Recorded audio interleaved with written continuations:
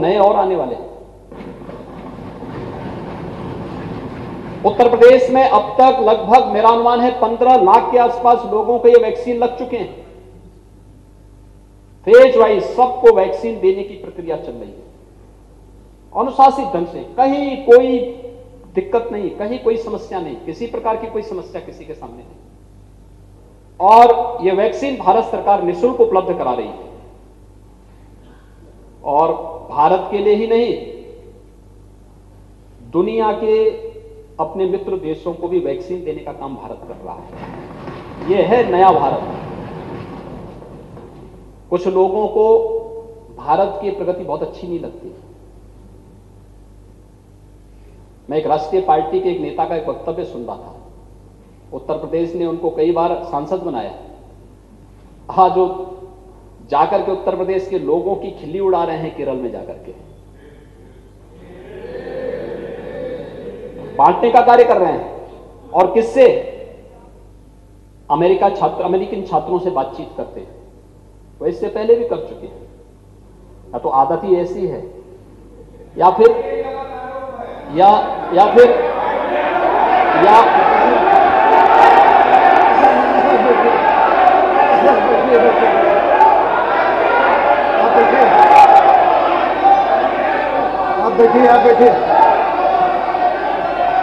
आप बैठिए आप बैठे, ये डिस्टर्बेंस ठीक नहीं है। आप बैठे कृपया बैठे। जब सभी पार्टियों के नेता बोले मान्यवर, तो इधर आराम से जितना चाहा जिसने बोला और सबने आराम से बोला मान्यवर। ये डिस्टर्बेंस किसी को नहीं, बिल्कुल नहीं मान्यवर, ये तरीका ठीक नहीं है।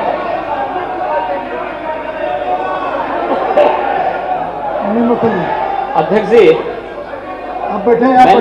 मैंने किसी का नाम तो नहीं लिया, मैंने नाम तो नहीं लिया किसी का, लेकिन फिर ये कहावत चरितार्थ हो गई कि चोर की दाढ़ी में तिनका। साबित हो गया ना। उत्तर प्रदेश के लोगों को और अमेठी के लोगों को कौन लोग अपमानित कर रहे हैं, कैसी तस्वीर प्रस्तुत की जा रही है। क्या कहा जाता है, यानी आप आश्चर्य करेंगे कि उत्तर प्रदेश के बारे में हमने तो कभी नहीं कहा किसी के बारे में। हम तो केरल को सनातन आस्था की केंद्र भूमि मानते हैं।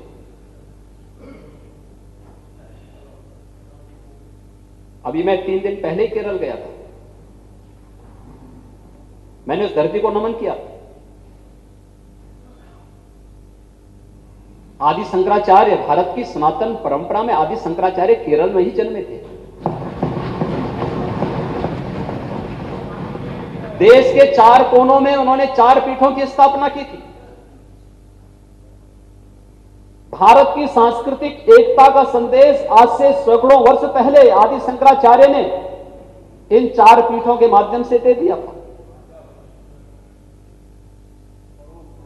क्या करना चाहती है कांग्रेस पार्टी? ये विभाजनकारी राजनीति। आप कभी अमेरिकी राजदूत के सामने भारत की निंदा करते हैं, भारत के अंदर कहते हैं भारत के संगठनों से कि हमें लश्कर-ए तोयबा और अन्य संगठनों से खतरा नहीं, हमें तो भारत के संगठनों से खतरा हो गया है, और आप जो है इस प्रकार की टिप्पणी कर रहे हैं।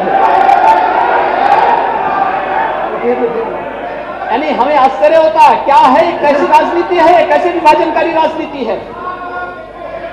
और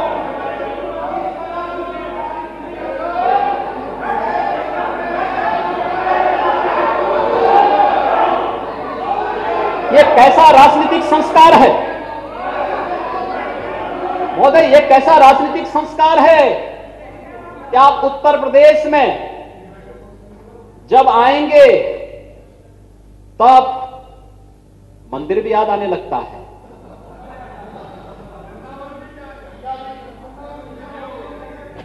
तब कहेंगे कि वृंदावन को बचाओ।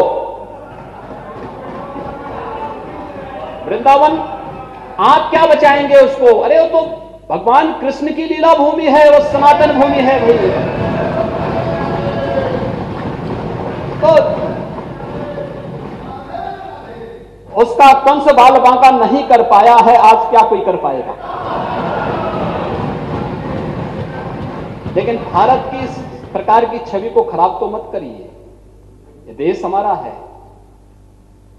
लेकिन भारत की छवि को इस रूप में प्रस्तुत करना, विदेशी राजदूतों के सामने भारत के संगठनों को कटघरे में खड़ा करना, भारत को अपमानित करना, जब सेना सीमा पर लड़ रही हो और दुश्मन देशों को मुंहतोड़ जवाब दे रही हो, तब सेना के जवानों को हतोत्साहित करना, ये कौन सी मानसिकता है? ये कौन सी मानसिकता है?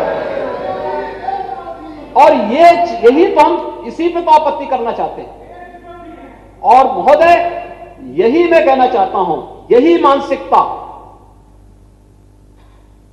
मानसिकता है जिस मानसिकता ने हमेशा राष्ट्रीय सुरक्षा के सामने गंभीर संकट खड़ा किया है।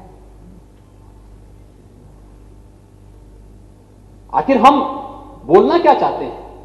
और उत्तर प्रदेश ने तो, अमेठी की जनता ने तो आपको बहुत बार मौका दिया। आपके पास इटली जाने का समय है, लेकिन अमेठी आने का समय नहीं था। क्यों जनता चुनेगी आपको? हम किसी को बाध्य नहीं कर सकते आप किसको वोट दें। लोकतंत्र में हर व्यक्ति को, यही भारत के लोकतंत्र की ताकत है, एक गरीब झोपड़ी में रहने वाला इंसान भी देश के अंदर बड़े से बड़े व्यक्ति के, या बड़ा सा बड़ा उद्योगपति क्यों ना हो, बड़ा सा बड़ा राजनेता क्यों ना हो, उसके समकक्ष ही वोट देने का अधिकार उसे भी है। और उसकी ताकत, उसके बारे में आपके ये भाव, विभाजनकारी मानसिकता, आप कहां जाके इस बात को कह रहे हैं? ये जो मानसिकता है, ये मानसिकता महोदय हम सबको चिंता में डालती है। और ये मजाक कोविड के दौरान भी हुआ था उत्तर प्रदेश के लोगों के साथ। कोविड के दौरान हमसे कहा गया हम 1000 बसेस देंगे। मैं बहुत खुश हुआ। अरे कोई तो बोल रहा है भाई, आखिर एक माता जी आई थी लखनऊ की, जहां तक मेरी जानकारी उत्तर प्रदेश पुलिस में ही थी, वो रिटायर होकर के अकेले लखनऊ में रहती है, और उन्होंने अपनी पूरी जीवन भर की कमाई मुझे दान दिया कोविड-19 के लिए। मैं अभिनंदन करता हूं उनका, वंदन करता हूं उनका।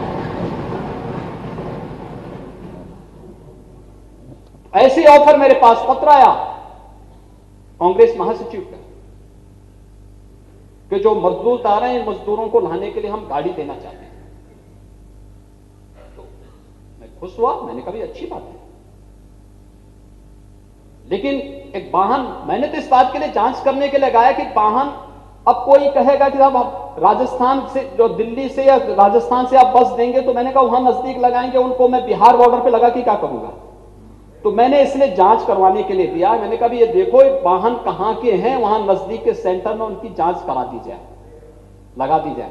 जब जांच किया तो बस जिसमें लिखा था बस, मैंने जांच कराया तो पता लगा वो स्कूटर है।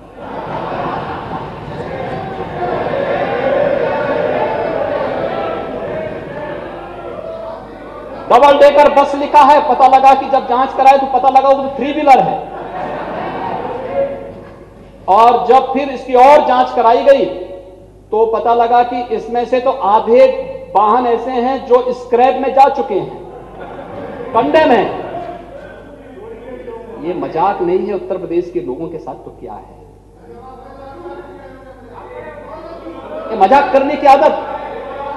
किसी व्यक्ति को, किसी परिवार को इस रूप में ये छूट कौन दे रहा है? और क्या राजनीति में महामारी के समय जब कोविड प्रबंधन हो रहा हो तब भी हम गंभीरता नहीं बरत सकते? हर एक चीज में राजनीति करना क्या आवश्यक है? हर एक चीज के लिए राजनीति नहीं होती है। तो किसी के घर में कोई दुखद घटना घटित हो और हम जाके वहां पे जाकर के कोई डीजे बजाने लग जाएंगे तो कैसा लगेगा? कैसा लगेगा? मारपीट तो होगी वहां पे। भाई अगर वो व्यक्ति स्वाभिमानी परिवार होगा तो पटक के मारेगा। भाई दुखद घटना है और तुम जो है मेरे घर के सामने जो है फिल्मी गाना बजा रहे हो, डीजे बजा रहे हो, ये कैसा मजाक है? और यही स्थिति करने का प्रयास हुआ उत्तर प्रदेश के लोगों के साथ, यानी कोरोना के दौरान भी, इससे पहले भी, और अब केरल के अंदर जाकर के भी यही हो रहा है, वहां पर भी ये चीजें हो रही हैं।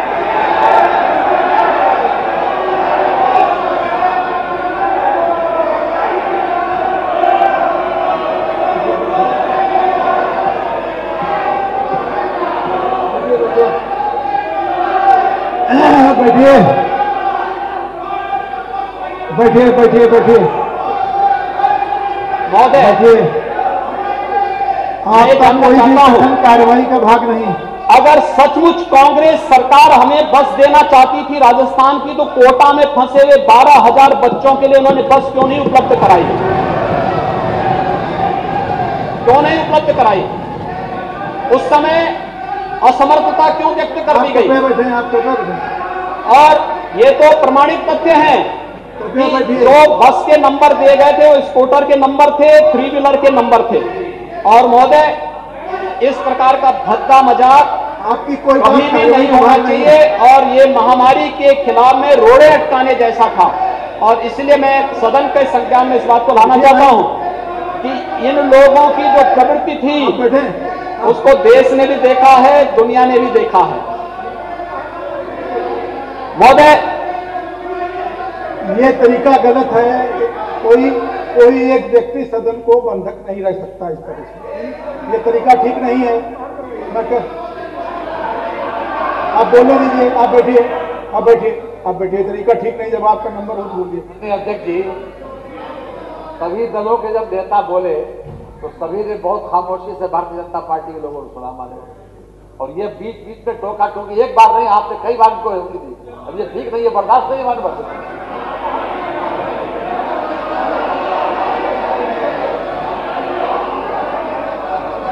जो चाहा जिसने बोला।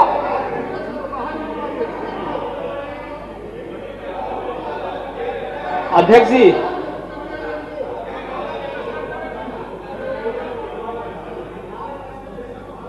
कोविड के दौरान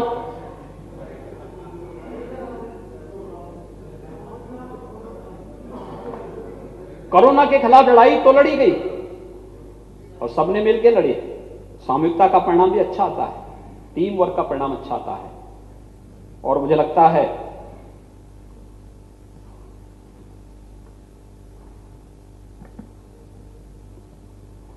बहुत सुखद अनुभूति सभी लोगों को हुई थी, दुनिया से, देश से लाखों और करोड़ों लोगों ने जब हम लोगों को बधाई संदेश दिए थे। अयोध्या में राम जन्मभूमि पर भव्य मंदिर निर्माण का शिलान्यास का कार्यक्रम जब 5 अगस्त को संपन्न हुआ था,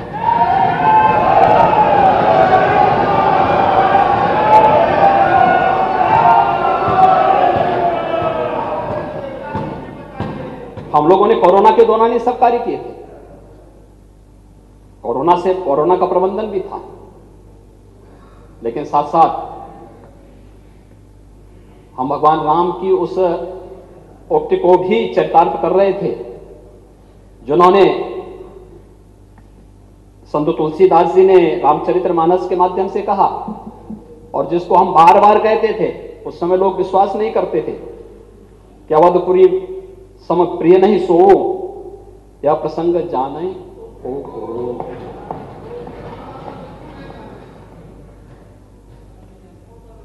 अवधपुरी के उस महत्व के बारे में देश ने और दुनिया ने उसके महत्व को समझ लिया। हम आभारी हैं उच्चतम न्यायालय के, और अगर राज्यपाल जी के भाषण में इसका जिक्र हुआ है तो इसमें कौन सी बुरी बात है? ये तो राष्ट्रीय गौरव का विषय है हमारे लिए।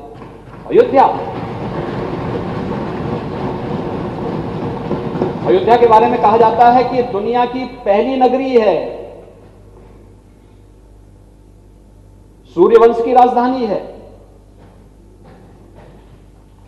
महाराजा मनु दुनिया के पहले शासक थे, वह अयोध्या के ही शासक थे।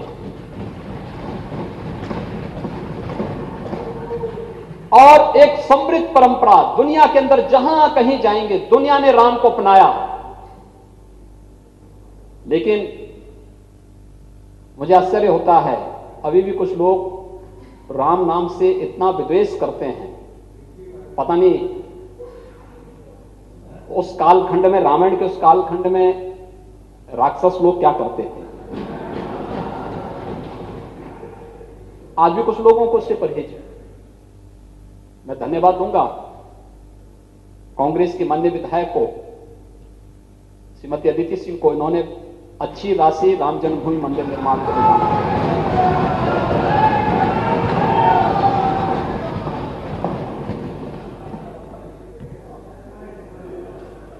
और भी माननीय सदस्य हैं, सत्ता पक्ष के लोग थे। आप बैठे, आप बैठे,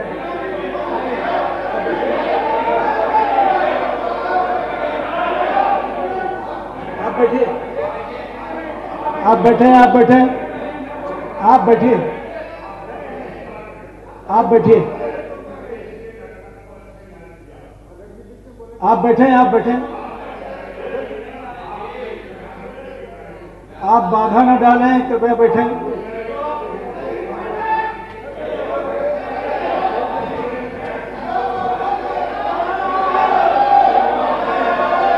बाधा न डालें, बाधा। आप बैठिए, आप बैठिए, आप कृपया बैठिए, आप बैठिए, आप बैठिए। आप इस तरह नहीं बोल सकते, आप बैठें, आराम से आप बैठिए। धैर्य से बोलिए, धैर्य से बोलिए, बहुत उतावलेपन में बोलने की आवश्यकता नहीं। आराम से बोलिए, आराम से। आप बैठिए। आखिर अयोध्या में मंदिर बनने में काहे परहेज है भाई? अरे तो आप बीच में कैसे कह रहे हैं? आप बाधा न डालिए, आप बैठिए, बैठिए, बैठिए, बैठिए।